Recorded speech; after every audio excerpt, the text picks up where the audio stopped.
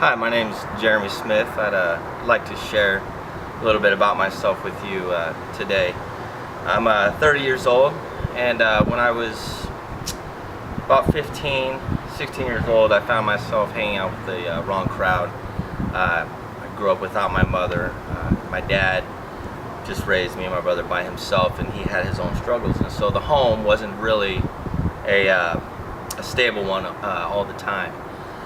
So I found myself hanging out with the wrong crowd. I got into gangs and drugs, and eventually ended up in prison.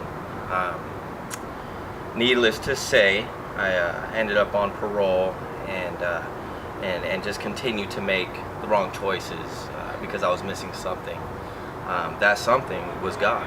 That something was Jesus. I didn't have Him in my life. I didn't have that foundation. I got out of prison at 27 years old. After a couple of years, and the Lord led me to the Union Gospel Mission, where I began my new life. I was here for a couple of years. I interned and managed the kitchen with Tim Trenum for about a year and a half. God really spoke to me here, changed my life, and gave me a new beginning, a new start. 30 years old now. I have a job, full-time job. I have a vehicle, I have a house, I have a dog, I have a life free of drugs and just serving the Lord. So I owe it all to Him. I owe it all to Him, and so I just want to share it with anybody that's struggling with addiction, that's struggling with being alone.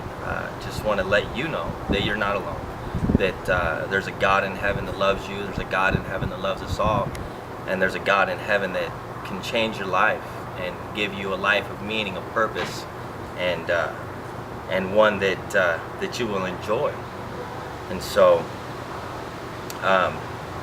I'm just a living testimony to that fact that you can come from addiction, you can come from a broken home, and you can come from a life of misery with the hand of God in your life. You can come from that to a life with purpose and stability.